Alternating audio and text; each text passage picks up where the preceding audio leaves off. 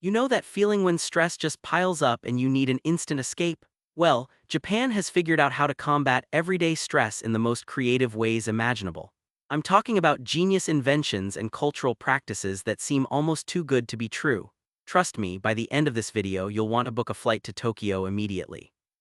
And hey, if you're enjoying this journey into Japanese innovation, hit that subscribe button right now because we're diving deep into the most fascinating stress relief solutions you've never heard of. Let's start with something absolutely wild. In Japan, they have these places called crying rooms. Yes, you heard that right, crying rooms. The Japanese call them ruikatsu, which literally means tear-seeking. The concept is brilliantly simple yet profound. These dedicated spaces are designed for people to go and just let it all out. They dim the lights, provide boxes of tissues, play emotional movies or sad music, and create a judgment-free zone where crying is not just accepted but encouraged. Scientists have actually proven that crying releases stress hormones and toxins from your body. It's like an emotional detox. In a society where showing emotions publicly is often discouraged, these crying rooms give people permission to be vulnerable. Some offices even have their own crying booths where employees can take a quick emotional break during lunch. Imagine having a bad morning and instead of bottling it up, you just head to the crying room for 15 minutes, release all that tension, and come back refreshed. The Japanese understand something we often forget. Sometimes you don't need solutions or advice, you just need a good cry, and providing a safe space for that is pure genius. Next up, let's talk about forest bathing or Shinrin-yoku. Now, before you imagine people taking literal baths in the forest, let me explain. Forest bathing is the practice of immersing yourself in nature using all your senses. No phones, no cameras, no distractions. Just you and the forest. Japanese researchers discovered that spending time among trees significantly lowers cortisol levels, reduces blood pressure, and boosts your immune system. But here's what makes the Japanese approach different. They've actually created official forest therapy trails throughout the country with certified guides and medical supervision. These aren't just hiking paths. They're carefully designed routes that maximize your exposure to beneficial compounds released by trees called phytoncides. These natural chemicals help reduce stress and anxiety while improving your mood. The trails include designated spots for deep breathing, meditation, and sensory activities. Some trails even have doctors who monitor your vitals before and after to show you the measurable health benefits. Major companies in Japan send employees on forest bathing retreats because they've seen the productivity boost from stress reduction. It's not just a walk in the woods, it's preventative medicine backed by decades of research. The Japanese government has invested millions into studying and promoting Shinrin-yoku because the results are undeniable. Stressed out? Go hug a tree. Science says it works. Moving on to something that combines technology and tradition in the most Japanese way possible. Capsule hotels. You might think these tiny sleeping pods would increase stress, but the design is intentional brilliance. When you're stressed, sometimes you need to escape the chaos and create your own little universe. That's exactly what capsule hotels provide. Each pod is a private sanctuary about the size of a large coffin, but stay with me here.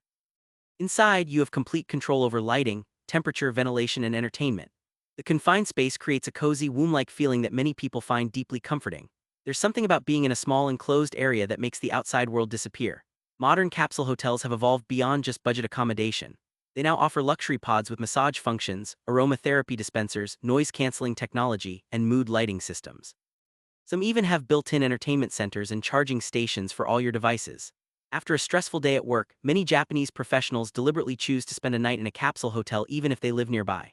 It's become a form of urban retreat.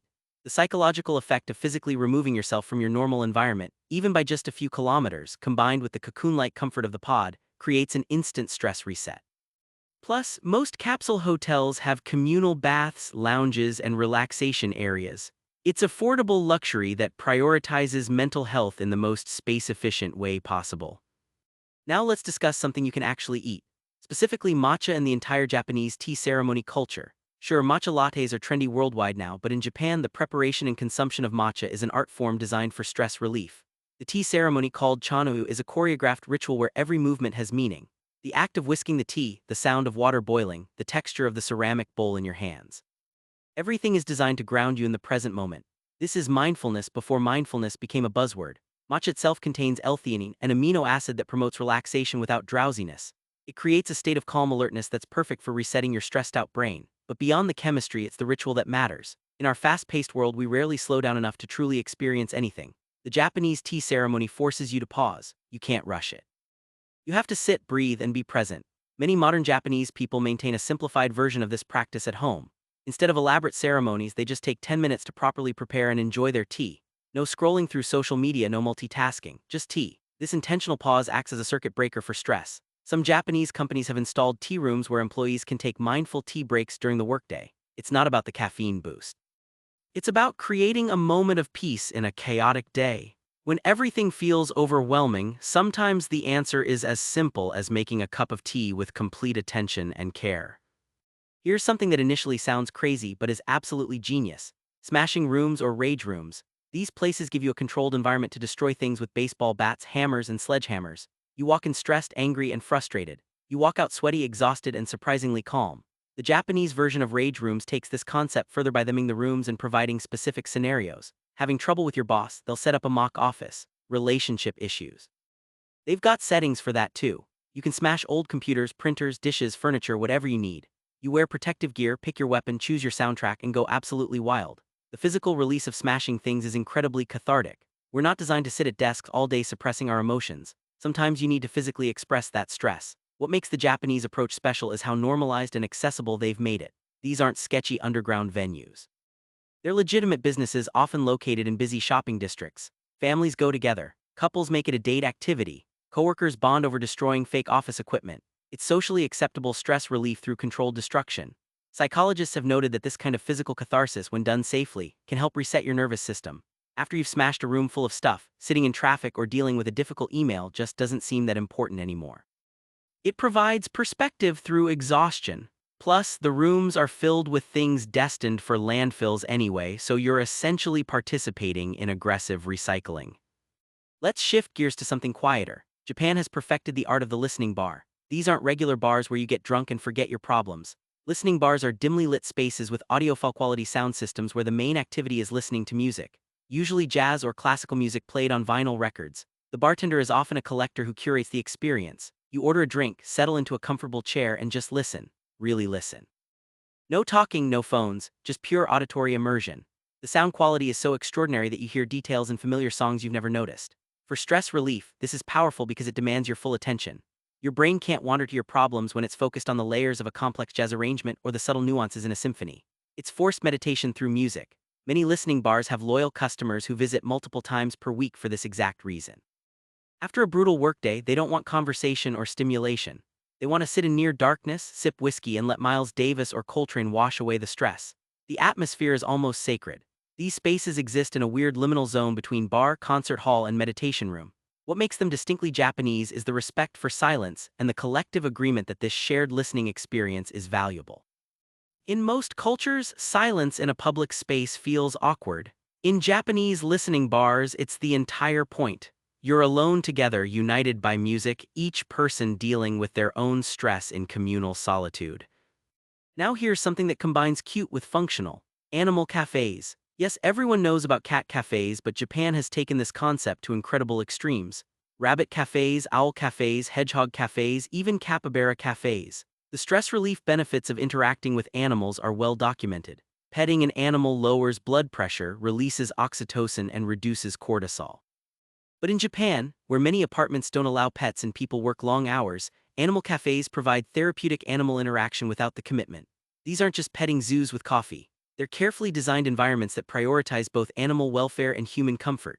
You can spend an hour surrounded by friendly rabbits hopping around while you sip tea and read a book, or hold a tiny hedgehog while it sleeps in your palm. The cafes have strict rules about respecting the animals, which actually enhances the mindfulness aspect. You have to move slowly, speak quietly, and be present with the animals. This forced gentleness is calming in itself. Some animal cafes offer private rooms for people dealing with anxiety or depression. Healthcare professionals sometimes recommend visits as supplementary therapy. Major cities have dozens of these cafes, each specializing in different animals and atmospheres. The genius is recognizing that people need nature and animal connection even in the middle of a concrete jungle. After dealing with demanding humans all day, sitting quietly while a bunny investigates your shoes or a cat purrs in your lap provides a kind of stress relief that nothing else can match. It's simple, effective, and adorable. Let's talk about something uniquely Japanese: onsen culture. These are natural hot spring baths and they're everywhere in Japan. But this isn't just about taking a hot bath. The Japanese have turned onsen bathing into a comprehensive stress relief system. First, the water itself contains various minerals like sulfur, iron, and magnesium that have therapeutic benefits. Different onsen are known for treating different ailments. But beyond the chemistry, it's the ritual and the environment. You wash completely before entering the communal bath. This initial cleansing is itself a transition from the outside world. Then you ease into the hot water, often overlooking mountains, forests, or the ocean. Many onsen are in remote locations, making the journey part of the therapy. The heat relaxes your muscles, the minerals soothe your skin, and the setting calms your mind. In the bath, everyone is equal and vulnerable. Corporate hierarchy disappears when everyone's naked in hot water. This creates a different kind of social connection. People visit onsen alone for solitary reflection or with friends for bonding. Many Japanese people maintain a routine of regular onsen visits specifically for stress management. Some employers even provide onsen vouchers as wellness benefits. The variety is stunning. Indoor baths, outdoor baths, cave baths, baths with different temperatures to alternate between. Onsen resorts offer full-day experiences where you can rotate through different baths, rest in designated relaxation rooms, eat traditional meals, and completely disconnect. For instant stress relief, few things compare to sinking into mineral-rich hot water surrounded by nature. Here's something that blends ancient wisdom with modern understanding. Zazen meditation at Buddhist temples. Many temples throughout Japan offer Zazen sessions open to the public, including foreigners. Zazen is seated meditation, but under the guidance of monks in an actual temple, it becomes something more profound. You sit in silence, focus on your breathing, and when your mind wanders, you gently bring it back. Sounds simple, but it's incredibly difficult and incredibly effective. What makes the temple setting special is the atmosphere of accumulated practice. These are spaces where people have been meditating for hundreds of years. There's a weight to that. The monks provide instruction and sometimes walk around with a wooden stick called a kyosaku. If they notice you slouching or losing focus, they'll offer an encouraging tap on your shoulders. It sounds harsh, but it's actually a gift. The sharp sensation instantly brings you back to the present moment. Many temples offer morning zazen sessions followed by a vegetarian meal prepared by the monks. Starting your day with an hour of meditation in a centuries-old temple sets an entirely different tone than scrolling through your phone in bed. Some temples even offer overnight stays where you follow the monk's schedule. Wake before dawn, meditate, eat simple meals, work in the garden, meditate again. This complete immersion in a stress-free environment can reset your entire nervous system. The beauty of Zazen is its accessibility. You don't need to be Buddhist or particularly spiritual. You just need to show up and sit. The structure and guidance provided in temple settings make it easier than trying to meditate alone at home. Now something that's pure practical genius: nap pods and sleeping facilities. In Japan, sleeping in public or at work isn't seen as lazy. It's actually respected as a sign that you're working hard. Building on this cultural acceptance, Japan has created an entire infrastructure around strategic napping. Nap cafes where you pay by the minute to sleep in comfortable reclining chairs or beds. Office buildings with dedicated napping rooms. Even capsule-style nap pods in train stations for commuters who miss their connection. The Japanese recognize what sleep science has proven. A 20-minute power nap can dramatically reduce stress and improve cognitive function. But taking that nap requires the right environment. These napping facilities provide darkness, white noise or soothing sounds, comfortable furniture, and most importantly, social permission. You're not being lazy, you're optimizing your performance. Some advanced nap pods have built-in wake-up systems that use gradually increasing light and gentle vibration to pull you out of sleep without that groggy feeling. Others offer different positions for different types of rest. Want to sleep sitting up at a desk? They've got specific furniture for that. Need to lie completely flat? That's available too. Companies are installing napping facilities because the data is clear. Well-rested employees make fewer mistakes and are more productive. But beyond workplace efficiency, having accessible places to rest when you're overwhelmed is a form of social support for mental health. Feeling stressed and exhausted? Take a nap. Sounds obvious, but most societies make this nearly impossible. Japan has built the infrastructure to make it easy. Let's discuss something that engages your creative side: art therapy through traditional crafts. Japan has preserved numerous traditional art forms like origami, ikebana, flower arrangement, calligraphy, and pottery. What many people don't realize is that these aren't just hobbies or tourist activities. They're legitimate forms of stress relief and meditation. Take origami. The precise folding requires complete attention. Your mind can't wander to your problems when you're trying to create a complex fold pattern. Each crease must be exact. It's meditative and productive. You end up with a beautiful object and a calm mind. Ikebana takes this further. The practice of arranging flowers according to traditional principles requires you to slow down and really see the materials you're working with. You consider balance, space, color, and symbolism. For the duration of the practice, nothing else exists. Japanese pottery classes emphasize the meditative quality of working with clay. Feeling the material in your hands, shaping it slowly on the wheel, the rhythmic motion. It's almost hypnotic. Many workshops specifically market these experiences as stress relief rather than just learning a skill. Corporate team building events often include traditional craft workshops because they promote mindfulness and creativity simultaneously. What makes these practices particularly effective is that they're non-verbal and physical. You're not thinking or talking your way through stress. You're creating something with your hands while your mind rests. Plus, you're connecting with centuries of tradition, which provides a sense of continuity and meaning that modern life often lacks. Here's something that sounds completely wild but is backed by solid reasoning. Cuddle cafes, stay with me on this one. These establishments offer platonic physical contact from professional cuddlers. You can pay to have someone hold your hand, hug you, or literally cuddle with you while you watch a movie or take a nap. In most cultures, this sounds bizarre or inappropriate. In Japan, where social isolation is a massive problem and many people live alone, it addresses a real need. Humans require physical touch. Studies show that lack of physical contact increases stress, weakens immune function, and contributes to depression. But if you're single, live alone, work remotely, and your family is far away, where do you get that touch? Cuddle cafes provided in a safe, regulated, non-sexual environment. There are strict rules, cameras for safety, and trained staff. The stress relief is immediate. Being held activates the parasympathetic nervous system, slowing your heart rate and reducing anxiety. It releases oxytocin, the bonding hormone that makes you feel safe and connected. For many clients, these cafes aren't about romance or loneliness in the traditional sense. They're about getting a basic human need met that modern society has made surprisingly difficult to access. Some cafes offer different levels of service, from simple hand-holding to full spooning sessions. Others have options like ear cleaning, which is a traditional Japanese comfort practice. It might sound strange to outsiders, but for the people who use these services, it's life-changing stress relief that nothing else provides.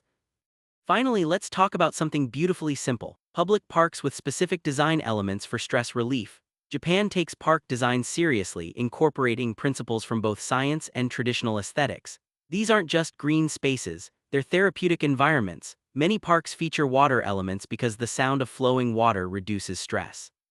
They include winding paths rather than straight ones because the Japanese aesthetic principle of seeing things gradually rather than all at once creates a sense of discovery and calm. Strategic placement of trees and rocks creates pockets of privacy within public space. Benches are positioned for optimal views and contemplation. Some parks have specific gardens designed around seasonal changes, reminding visitors of life's natural cycles and impermanence. This acceptance of change is itself a stress reduction technique. Cherry blossom viewing spots, autumn leaf areas, winter snow gardens. Each season offers different beauty and different lessons. Many urban parks include traditional elements like stone lanterns, carefully raked gravel, or koi ponds specifically because these features promote mindfulness. Watching koi swim slowly in circles is surprisingly calming. The parks often have signs explaining the design philosophy and encouraging visitors to engage mindfully with the space. During lunch breaks, you'll see office workers eating quietly on benches, not scrolling through phones but just sitting in nature. The accessibility and abundance of these thoughtfully designed spaces mean that stress relief is literally around every corner. You don't need to travel far or spend money. Just step into a park that was designed with your mental health in mind. So there you have it, 13 brilliant Japanese innovations for instant stress relief. From crying rooms to cuddle cafes, from forest bathing to smashing rooms, Japan has approached stress from every possible angle. The common thread through all of these is intentionality. Nothing is accidental. Every solution recognizes that stress is a serious problem requiring creative approaches. Whether it's providing permission to cry, creating infrastructure for napping, preserving meditative crafts, or designing parks with therapeutic principles, Japan has built an entire culture around managing stress effectively. The best part is that many of these concepts can be adapted anywhere. You might not have access to an onsen, but you can create a mindful tea ritual. You might not have a forest therapy trail nearby, but you can spend intentional time in whatever nature is available. The lesson from Japan isn't that you need specific places or technologies. It's that stress relief requires intentionality, creativity, and often permission. Permission to rest, to cry, to smash things, to cuddle, to do whatever your stressed out nervous system needs. So next time you're feeling overwhelmed, think like the Japanese. Don't just push through. Find a creative solution that actually addresses what your mind and body need in that moment. And if you enjoyed this journey through Japanese innovation, make sure you're subscribed because we're always exploring the most fascinating solutions from around the world. Until next time, take care of yourselves.